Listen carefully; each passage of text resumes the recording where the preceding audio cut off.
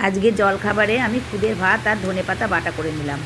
তার কিছুটা খুদ ভালো করে ধুয়ে পরিমাণ মতন জল দিয়ে তাতে দুটো আলু লম্বা লম্বা করে কেটে, দুটো পেঁয়াজ লম্বা লম্বা করে কেটে আর কয়েকটা কাঁচা লঙ্কা আর লবণ দিয়ে ঝরঝরে করে ভাতটা আমি তৈরি করে নিলাম। দেখতেই পাচ্ছেন যেন ঝরঝরে হয়।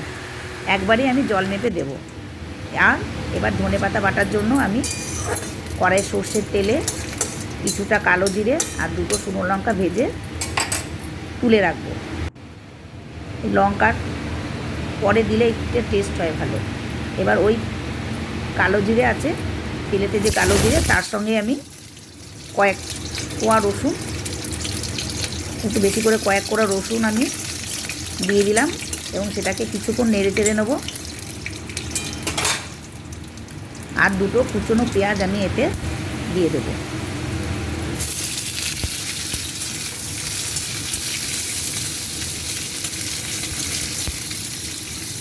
দুটো কুচনো পেঁয়াজ আমি দিয়ে দিচ্ছি। পেঁয়াজটা মোটামুটিভাবে ভাজা হয়ে গেলে তাতে কয়েকটা কাঁচা লঙ্কা দিয়ে দিচ্ছি।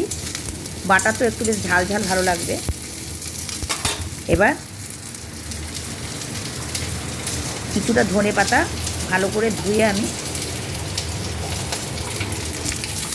কড়াইতে দিয়ে দিচ্ছি।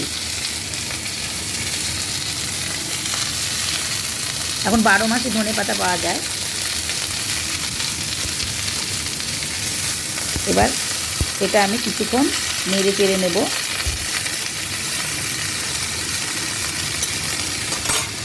ভালো করে আমি পেঁয়াজ লঙ্কার সঙ্গে ধনেপাতা নেড়ে চেড়ে নেব।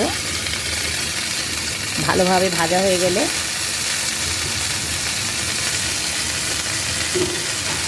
আমি সেটা মিক্সিতে বেটে নেব।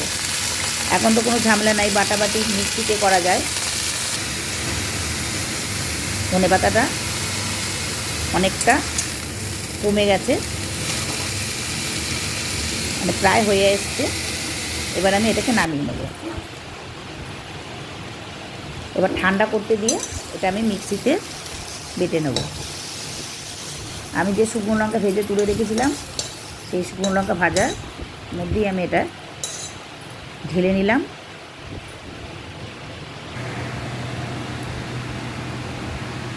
এবার মিক্সিতে আমি এগুলো ঠান্ডা হওয়ার পর দিয়ে দিচ্ছি।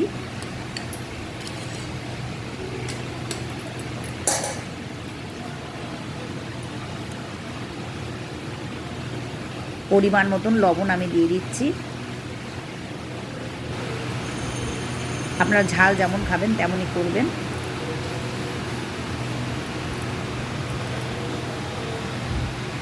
এবার আমি মিক্সিতে এটা বেটে নেব।